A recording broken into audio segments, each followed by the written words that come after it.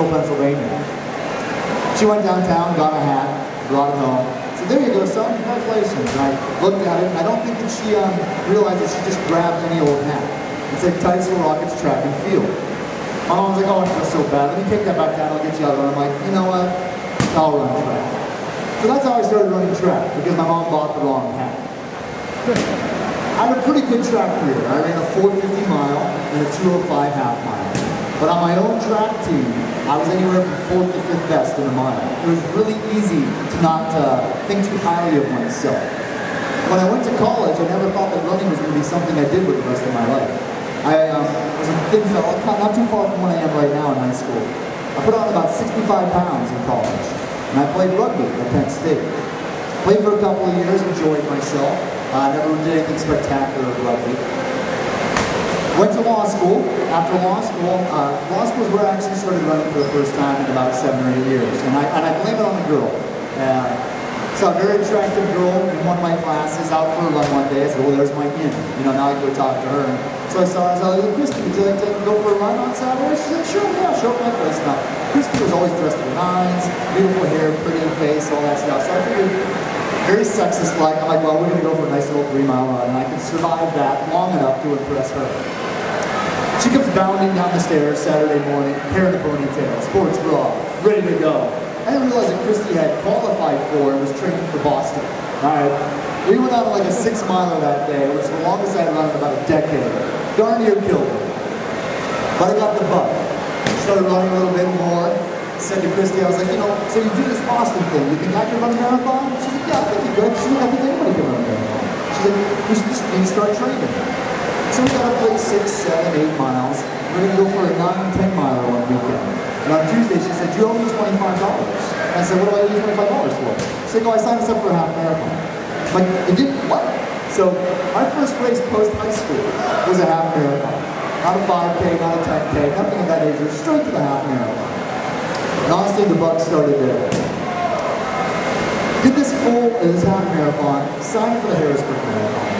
I'm going to be honest, almost everyone here has probably trained better for their races than I did for that one. In my head, I'm like, I'm a collegiate athlete, I don't need to train. I did one 16-mile run. That was the furthest I went, no further than that.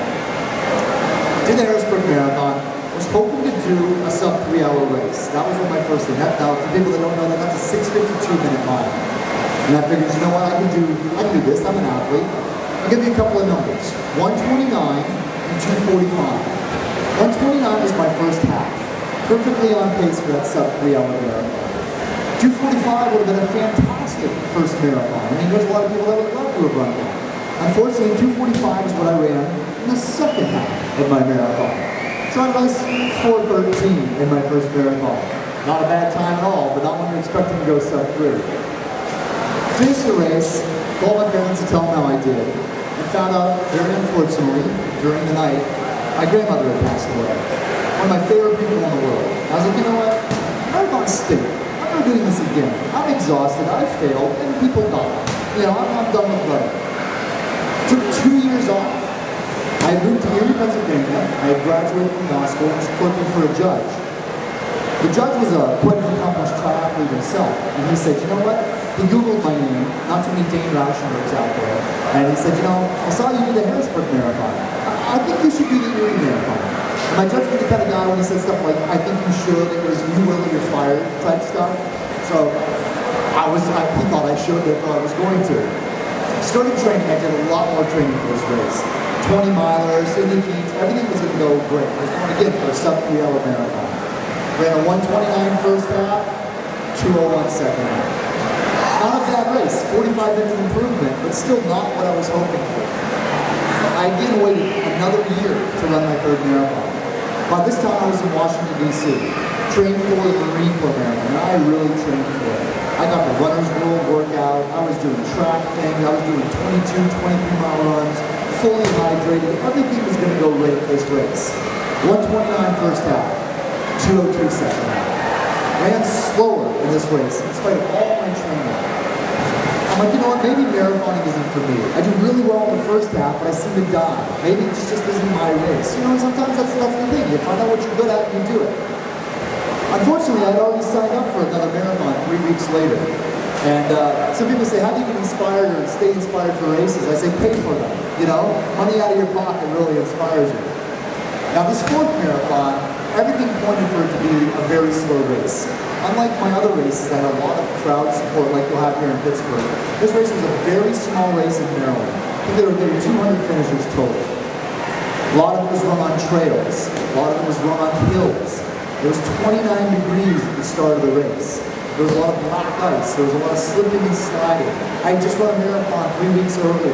Everything pointed to this being my absolute last marathon. Except the fact that I ran at 3:19. Dropped 10 minutes off my time.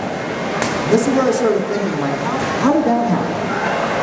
And I looked back at all my races. And all my races had been perfect days to watch a marathon.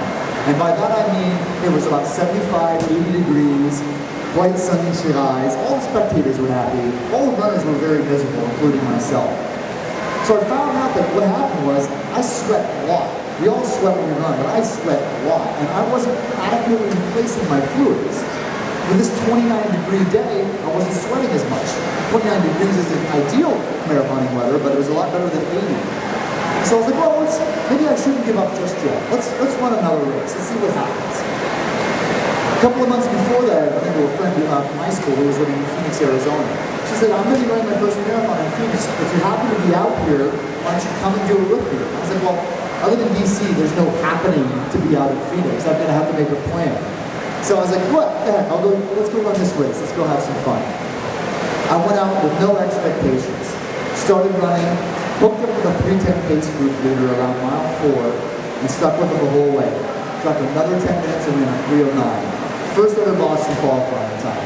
So in my last 2 races, I dropped 20 minutes off my time.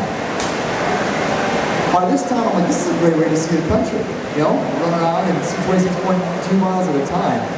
My brother lived in Tampa, Florida. He's like, listen, why don't you come down and run the Tampa Marathon? I'm like, that sounds like a great idea. He's like, but I have an idea. I want you to kind of take it easy. I want you to go slow. So sign up for the PT Cruiser Challenge. I said, well, what's the PT Cruiser Challenge? He says it's a 5K at 7:30 in the morning. I'm sorry, it's a 15K at 7:30 in the morning, a 5K at 9:30 in the morning, and a marathon the next day at 6 a.m. I'm like, wait, 40 miles of racing in a day? How is that taking it easy? And he said, well, I figure with all this racing, you'll kind of slow down and just kind of enjoy yourself. I'm like, well, that's a good idea. I'm going to sign up for that.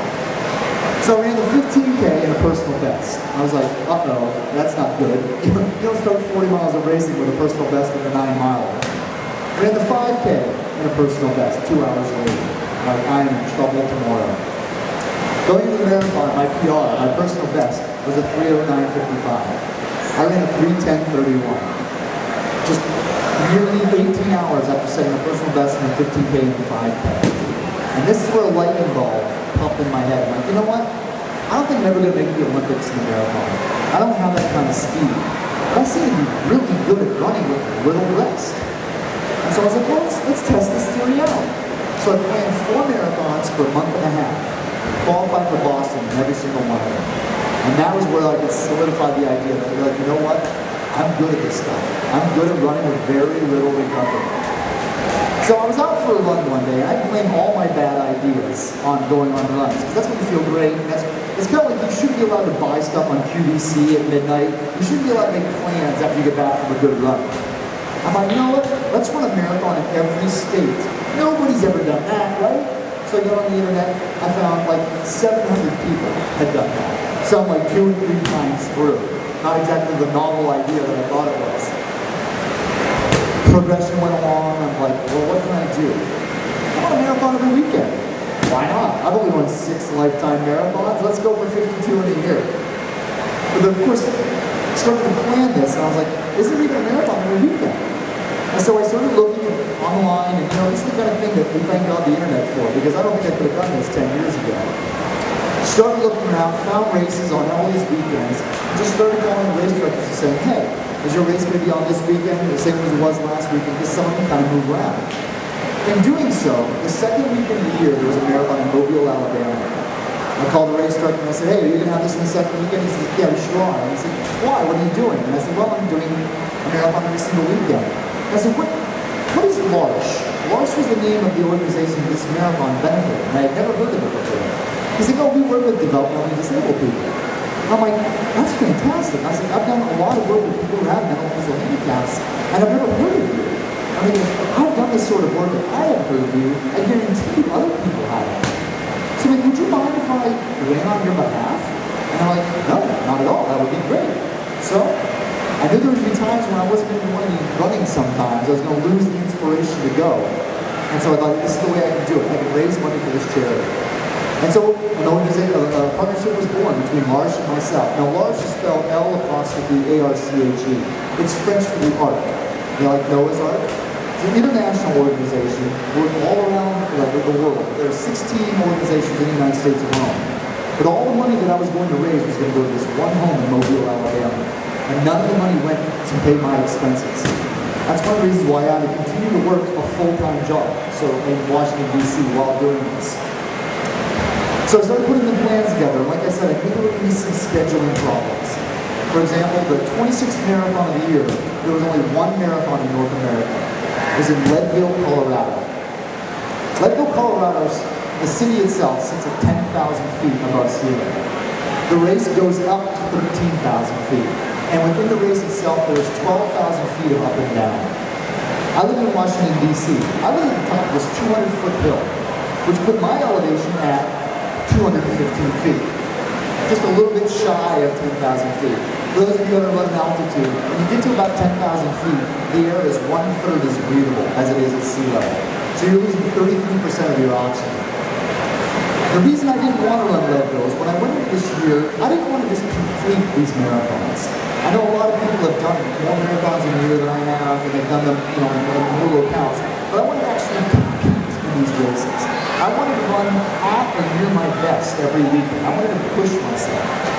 I wanted to run them all under 4 hours if I could. The problem with Leadville was one guy broke 4 hours the year before. And that was the winner. And he lives in Colorado. I think that's cheating. I went into there and I knew it was going to be a problem, but it was the only race I could do in all of North America. So I had to do it. Unfortunately, I missed my flight to Leadville. Caught the last flight possible on the 4th of July weekend. Got to Denver at midnight. 2-hour drive to Leadville. Race starts at 7 a.m. I had 5 hours to acclimate to 10,000 feet of elevation. Let me tell you this, I didn't acclimate. I ran a 5-hour and 17-minute marathon. Still put me in the top 50. If that gives you any idea how tough this race was. Another difficult race, another difficult weekend was the Christmas weekend. Unlike Leadville, where there were other races, that was the 26th marathon. There were other races in the world. I could have flown to Belgium and ran a marathon if I had endless money. The Christmas weekend, there was no marathon on the planet. Anywhere.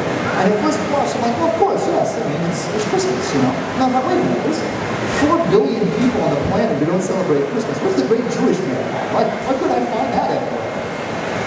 So when I realized that, there's running 26.2 miles does not make a marathon. You have to run on the day of the marathon with everybody else against the clock. That's what makes a marathon.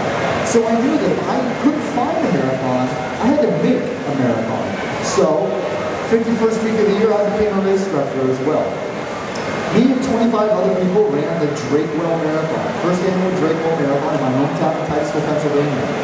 I put it in Titusville for a couple of reasons. One, I wanted the help of my parents to help me out run the race. And I hadn't seen them in a year. I wanted to see my mom and dad. It was a very interesting race. It was limited to 25 people for a couple of reasons.